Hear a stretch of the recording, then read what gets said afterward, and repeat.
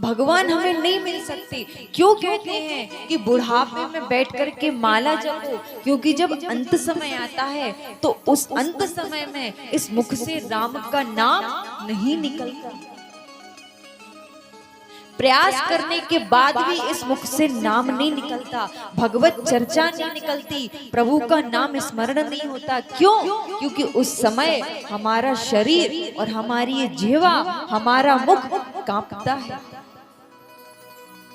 इसीलिए कहते हैं कि राम नाम का जितना धन है, ये धन हमें अपने मृत्यु के पहले कमा लेना चाहिए, भगवान को मना लेना चाहिए, वो पाप हमें करने ही नहीं चाहिए। लेकिन आजकल के व्यक्ति ऐसे हैं कि भगवान को ही धोखा देते हैं। यदि कोई कष्ट आता है तो मंदिर में जाकर के कहते हैं कि कष्ट भगवान हमारा दूर करो, मैं आपको 1 किलो मिठाई चढ़ाऊंगा।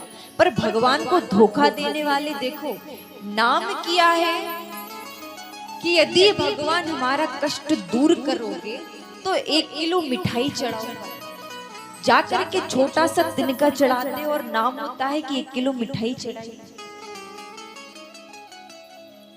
धोखा देने में तो हम भगवान को भी नहीं छोड़ते। यदि भगवान को प्राप्त करना है तो भगवत चर्चा से जुड़ जाओ, कृष्ण के चरणों से जुड़ जाओ, राम के चरित्रों को सुनो, कृष्ण के गुणगान को सुनो। यदि ये सब आपने जीवन में अपना लिया तो दुख का कारण आपके जीवन में कभी आ नहीं सकता। क्योंकि एकमात्र संसार में यही चीज सत्य है, बाकी सब झूठा है। यदि आप चाहो तो आप किसी पर विश्वास करके देखो, भरोसा करके देखो। यदि आपके ऊपर विपत्ति आएगी तो आपके रिश्तेदार, आपके परिवार वाले आपको देख करके मुख मोड़ लेंगे। और जब कोई साथ नहीं देता, जब कोई आसरा नहीं बचता, तब जाकर के हम भगवान को याद करते हैं कि अब तो आप ही मेरे सब कुछ हो, आप ही मेरे सर्वस्व हो। जब विपत्ति ज्यादा बढ़ जाती है, संसार के आगे हाथ फैलाने से अच्छा है कि हम भगवान के आगे अपनी झोली फैलाकर बोलें कि भगवान मैं आपका और आप मेरे। अब चाहे आप सुख में रखो या दुख में रखो, ये सब कुछ आपके ऊपर निर्भर करता है। लेकिन हम ऐसा नहीं करते। हम मानते हैं कि जो कार्य हमसे होता है वो कार्य हमारे द्वारा ही हुआ है। यदि अच्छा कार्य किया है तो वो हमने किया है, यदि हमने दौलत कमाई है तो वो खुद से कमाई है, यदि नाम कमाया है तो खुद से कमाया है। ध्यान दीजिए, भगवान की मर्जी के अलावा एक पत्ता भी नहीं हिलता, तो हम तो मनुष्य हैं। यदि उनकी आज्ञा ना हो तो वृक्ष का पत्ता भी नहीं हिल सकता, तो हम तो मनुष्य हैं।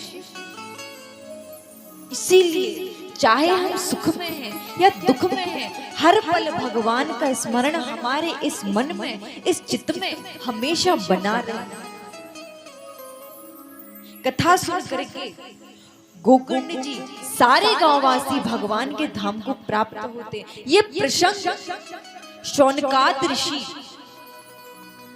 नारद जी को सुना रहे थे, भक्ति ज्ञान वैराग्य को सुना रहे थे। और जैसे ही भक्ति देवी इस कथा को सुना, सुनकर के वही प्रकट हो गई।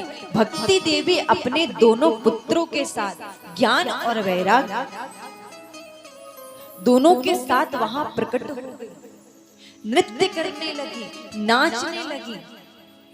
भगवान वहां आते हैं, कहते हैं कि देवी तुम्हारे मन का कष्ट तो दूर हुआ, तुम्हारे पुत्रों का बुढ़ापा दूर हो गया। यदि अभी भी तुम कुछ चाहती हो, तुम्हारे मन में कोई चाह यदि है तो मांगो। यदि कोई भक्त आपका निष्ठा पूर्वक भक्ति करके निस्वार्थ भक्ति करके आपको पुकारे तो मेरे द्वारा ही आप उसको दर्शन देने जाओगे। जिस व्यक्ति के अंदर प्रेम पूर्वक भक्ति यदि भरी होगी और यदि वो भक्ति के साथ आपको पुकारे तो आप उसको दर्शन मेरे द्वारा देने जाएंगे। भगवान कहते हैं ठीक है देवी, मैं तुम्हें वरदान देता हूँ, जो भी मेरा भक्त भक्ति करके निस्वार्थ भक्ति करके मुझे पुकारेगा निश्चित ही मैं उसको दर्शन देने जाऊंगा। जाओ, तुम्हारा स्थान मेरे भक्तों के हृदय में होगा। जहां जहां पर कथाएं होंगी, जहां जहां पर भगवत चर्चा होगी, वहां जाओ तुम और भक्तों के हृदय में विराजना। वहां विराज करके जब मेरा सुंदर कीर्तन हो, एक भक्ति वो होती है जो हमारे हृदय में स्वार्थ को पैदा करती है। कैसा स्वार्थ? दिखावे का, संसार को दिखाने के लिए कि देखो हमारे अंदर कृष्ण के प्रति कितनी भक्ति है। ये पहली भक्ति है जिसमें स्वार्थ छुपा है। दूसरी भक्ति निस्वार्थ भक्ति, जिसके द्वारा हमें ये भी ना पता चले कि कौन क्या कह रहा है, कौन क्या कर रहा है, हमें किसी से नहीं मतलब। हम तो ये जानते हैं कि भगवान मेरे सामने बैठ करके मुस्कुरा रहे हैं और मैं उनका कीर्तन कर रहा हूँ और भगवान मेरे सामने विराजे हुए। ध्यान दीजिए, यदि कोई सच्चा भक्त भगवान की भक्ति करता है तो संसार